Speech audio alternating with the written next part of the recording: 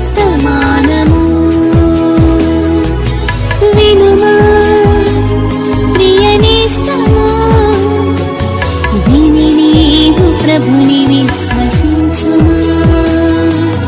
వినుమా ప్రియ నేస్తమా, విని నీవు ప్రభుని విశ్వసించుమా.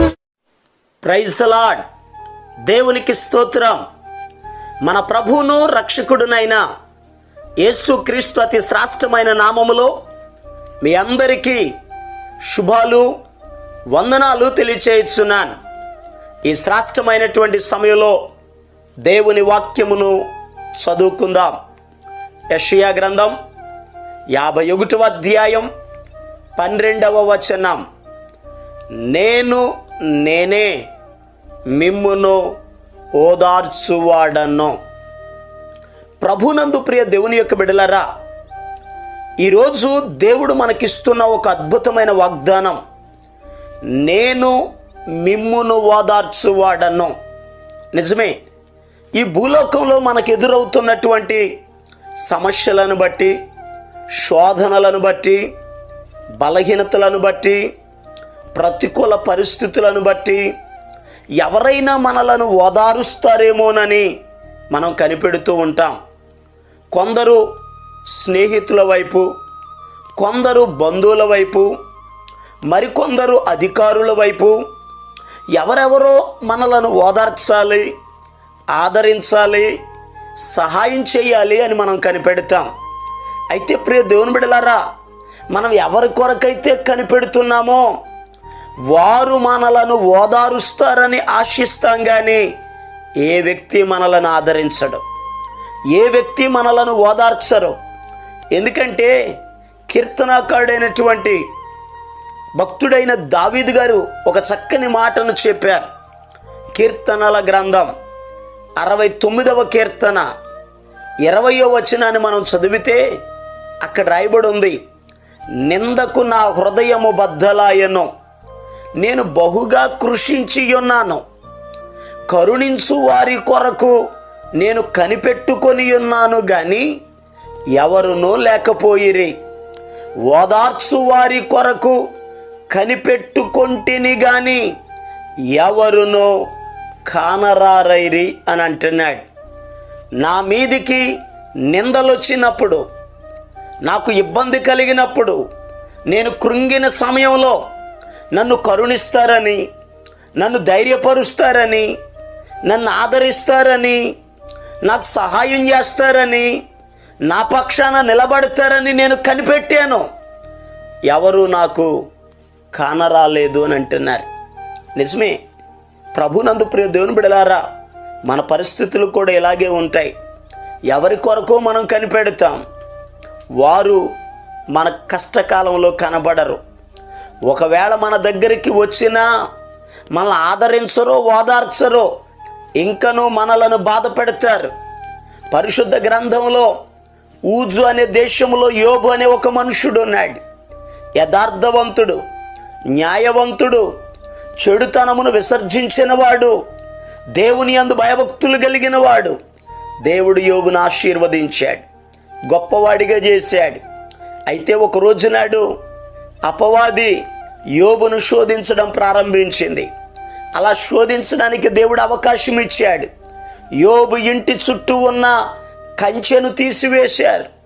అపవాది వచ్చింది, యోబుకున్నటువంటి గొర్రెలను, ఒంటెలను, గాడిదలను, ఎద్దులను, పిల్లలను, ఆయన ఆరోగ్యమును పాడు చేసింది. ఆ సమయంలో ఆ సంగతి స్నేహితులకు తెలిసిందట. యోబు గ్రంథం 2వ అధ్యాయం 11వ వచనంలో రాయబడి ఉంటుంది, యోబు తన యొక్క స్నేహితుని గురించి విని, తన స్నేహితుడు కలిగిన ఆపదలన్నిటిని గురించి విని త్వరితంగా మనం వెళ్ళాలి, యోబును ఆదరించాలి, యోబును ఓదార్చాలని వారు మాట్లాడుకుని బయలుదేరి వచ్చారట. 2వ అధ్యాయం 11వ వచనంలో ఆ మాటలు స్పష్టంగా రాయబడి ఉంటాయి. అయితే వారు దుఃఖించారు, ఏడ్చారు, కానీ ఇప్పుడు ఓదార్చడం మానేసి బాధలు పెట్టడం ప్రారంభించారు. వారు పెట్టిన బాధలు, వారు వేసిన నిందలను గురించి యోబు గ్రంథం 16 అధ్యాయం 2వ వచనంలో యోబు గారే చెప్తున్నాడు, మీరు ఆదరణకు కర్తలు కాదు, బాధకే కర్తలు అని అన్నాడు. నిజమే, ఈ భూలోకంలో ఏ వ్యక్తి మనలను ఆదరించడో.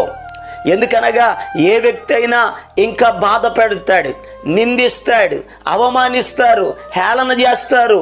నీ జీవితంలో కూడా ఒకవేళ శ్రమలలో ఉన్నావా, శోధింపబడుతున్నావా, బాధలో ఉన్నావా, మనుషుల వైపు చూడకు. నిన్ను ఓదార్చడానికి ప్రభు సిద్ధంగా ఉన్నారు. ప్రభు వాగ్దానం ఇస్తున్నాడు, నేనే మిమ్మును ఓదార్చువాడను. మన దేవుడు మనలను ఆదరించే దేవుడు, ఓదార్చే దేవుడు. ప్రభు చెప్పారు, ఒకని తల్లి వానిని ఆదరించున్నట్లు నేనే మిమ్మును ఆదరిస్తాను అని ప్రభు చెప్పారు. ఈరోజు ఈ మాటలు వింటున్న ప్రియ దేవుని బిడ్డలారా, మనం ఆరాధన చేసే దేవుడు ఓదార్చే దేవుడు. అయితే ఆయన మనలను ఓదార్చాలి అని అంటే మనం ఒక చిన్న పని చేయాలి.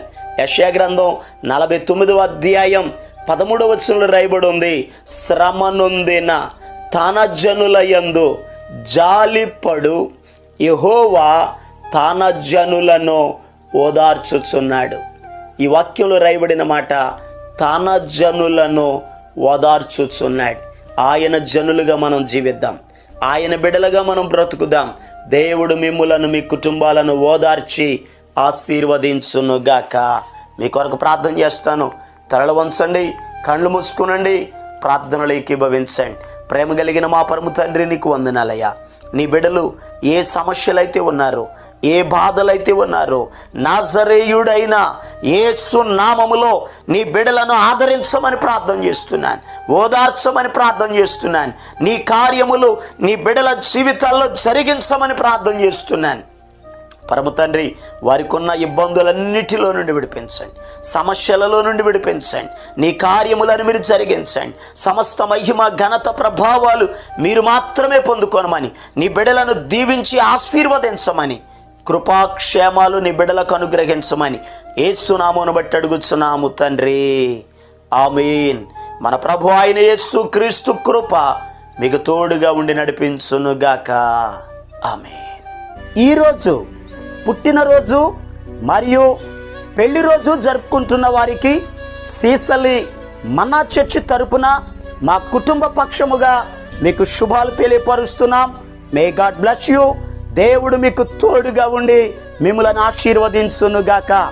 దయచేసి గమనించండి, మీ కొరకును మీ కుటుంబం కొరకును దేవుడు మిమ్మలను అభివృద్ధి పరచాలని నిత్యము మేము ప్రార్థన చేస్తున్నాం. ఏమైనా ప్రార్థన అవసరతలు ఉన్న ఎడల ఈ స్క్రీన్ మీద కనబడుతున్న నెంబర్కి ఫోన్ చేసి తెలియపరచండి. ప్రియ దేవుని బిడ్డలారా, అనుదిన మన్నా అనే ఈ వర్తమానాలు మీ స్నేహితులకు, మీ బంధువులకు కూడా షేర్ చేయండి. మన్నా చర్చ్ సీసలి అనే ఈ యూట్యూబ్ ఛానల్ను సబ్స్క్రైబ్ చేయండి. అందరికీ వందనాలు. ఎందుకింక కన్నీరు, ఎందుక వేదన, ఎందుకింక కన్నీరు, ఎందుక వేదన, నీ దుఃఖ దినములన్నీ సమాప్తమైనవని తెలుసుకొనేస్తమా యేసయ్య మాటిది. నీ దుఃఖ దినములన్నీ సమాప్తమైనవని తెలుసుకొనేస్తమా యేసయ్య మాటిది.